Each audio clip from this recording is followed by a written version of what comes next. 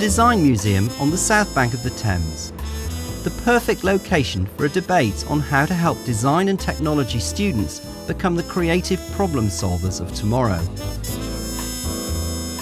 We invited textiles teacher Lorraine John, Stuart Barker, who teaches electronics, Kevin Jones from the Specialist Schools Trust, and Gareth Stevens, Key Stage 3 strategy consultant at Harrow. They began by watching Programme 1 on taking a less formulaic approach to GCSE coursework.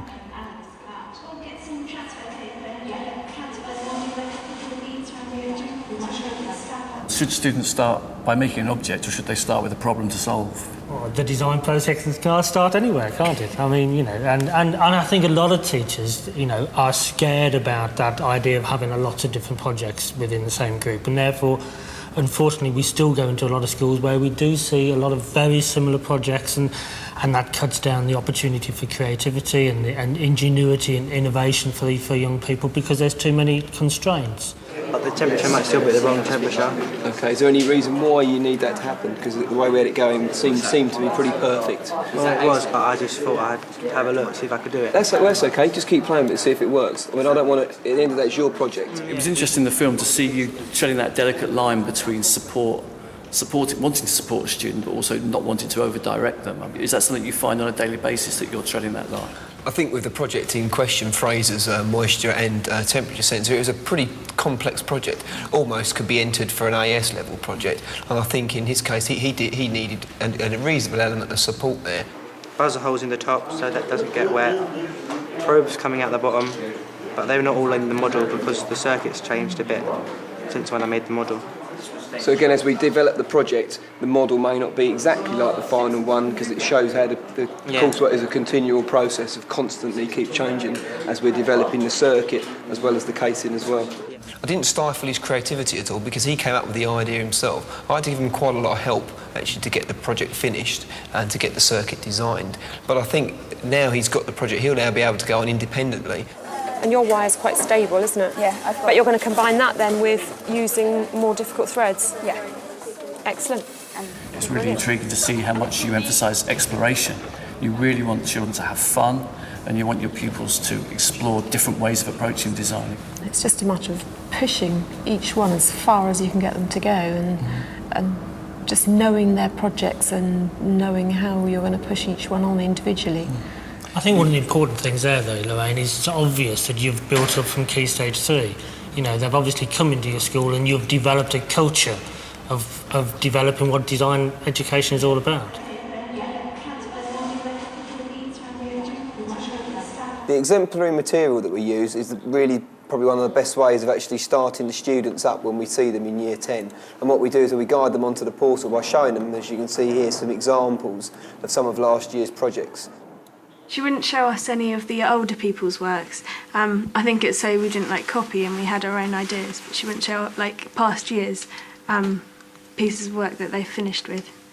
What stopped me from watching both your takes on that is the fact that you almost got the same reason for doing what you do.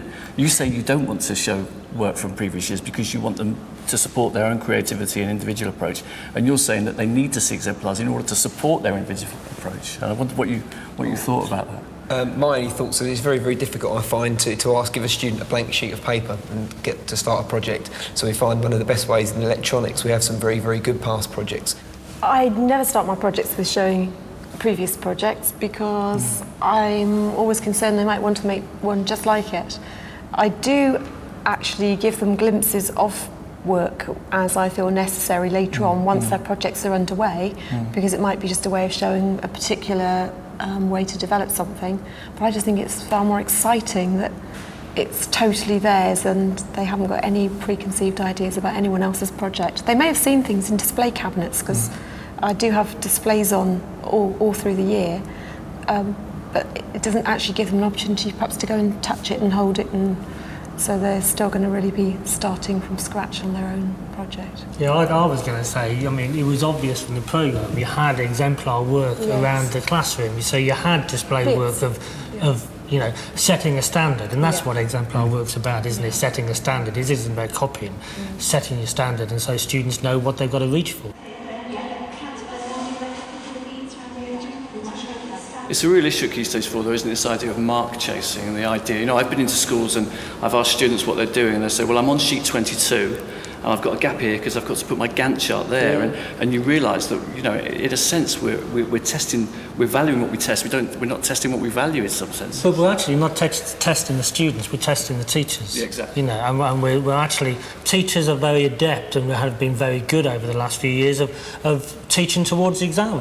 What you need to do is to show in your project, to show the examiner how you've actually looked at different ways of overcoming the same problem. So that's how you get the access to higher marks, because you've shown I could do it this way and I could also do it that way. So you've thought about different solutions to the problem. We really must counter that balance between jumping through the hoops and teaching design.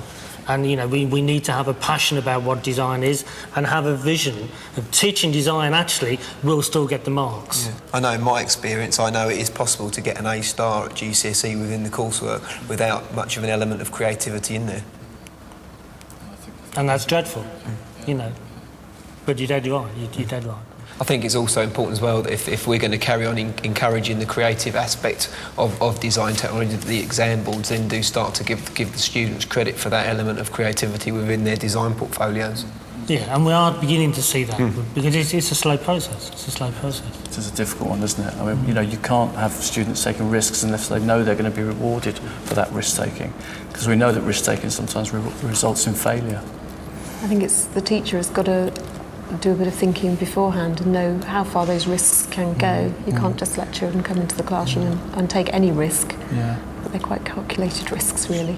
Well, for some person's risk-taking is another person's, quite pedestrian work, isn't it? And we have to be aware of that, in the quest for originality, some students will produce something which is original for them, but might not be original in the great scheme of things.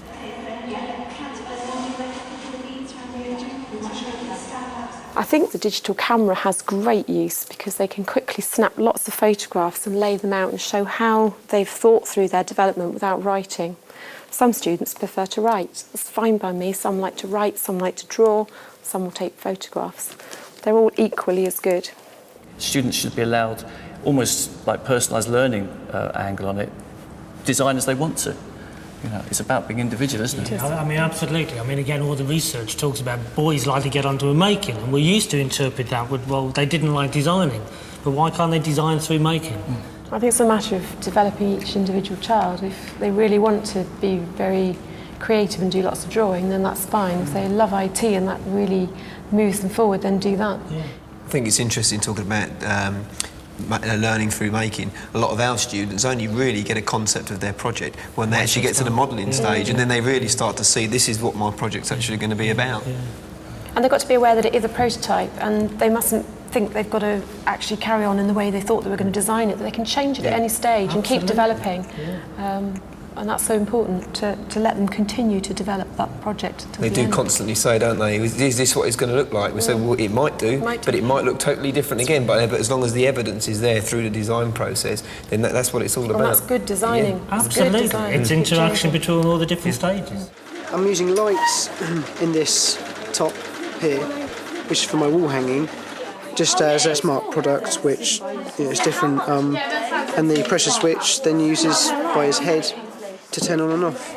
It's an easier way to teach if pupils are all learning in the way they want to learn and the way they do best. Then you have a much better relationship with them and your results just move on so quickly. Well, I would agree entirely, but a lot of teachers wouldn't agree with you. They'd think, whoa, that's a bit scary. Yes. We can't let them all do that. Subject leaders say, what, you mean give them the key to the resource cupboard, And I think that's another issue, is that, technicians should be encouraged, departments should be encouraged to build up a bank of all sorts of different weird components and materials. A huge range, from local industries, skips at local manufacturing industries and stuff. Some pupils learn through just handling components and in obviously in my area, what I was going to fabrics. say about products as well, not just components, having stocks of products so students can handle professionally designed products and start to analyse and scratch minutes. Why is that button there not 2 millimetres to the left? Because there'll be a reason.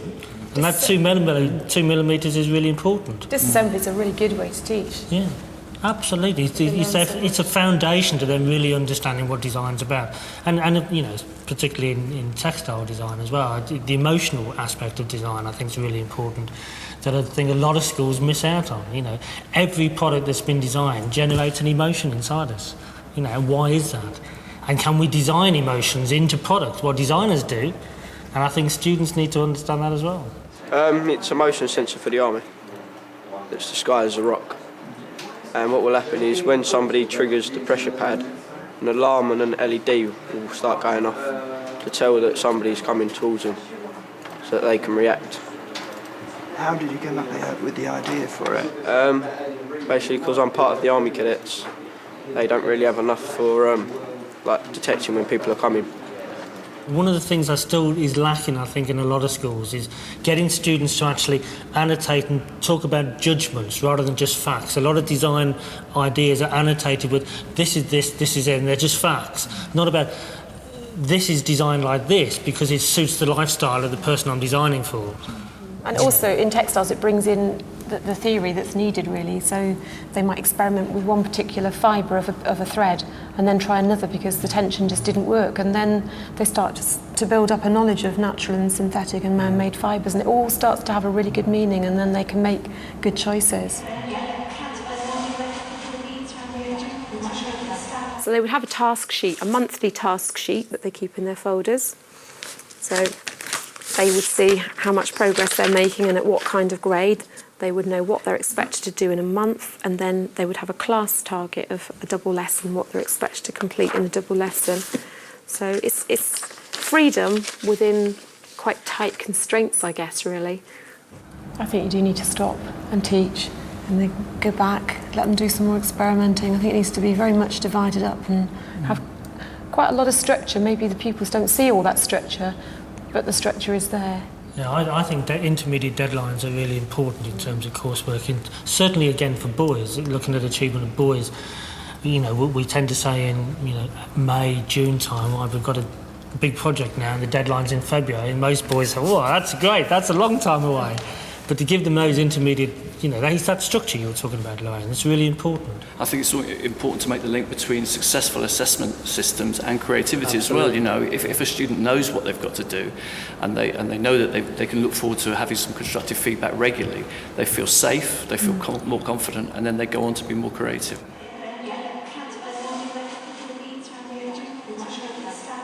What is it that you'd like your students to be able to do in a year or two's time that they can't do now? I think one of the things that I'm really building towards is making sure that my students are independent learners. They know where to find information, they know about the design process, and it's important that they've got those skills so when they go out into the real world they can be independent. It's a real challenge, and I think we need to rise to that challenge at Key Stage 4 now, particularly because we're an options subject.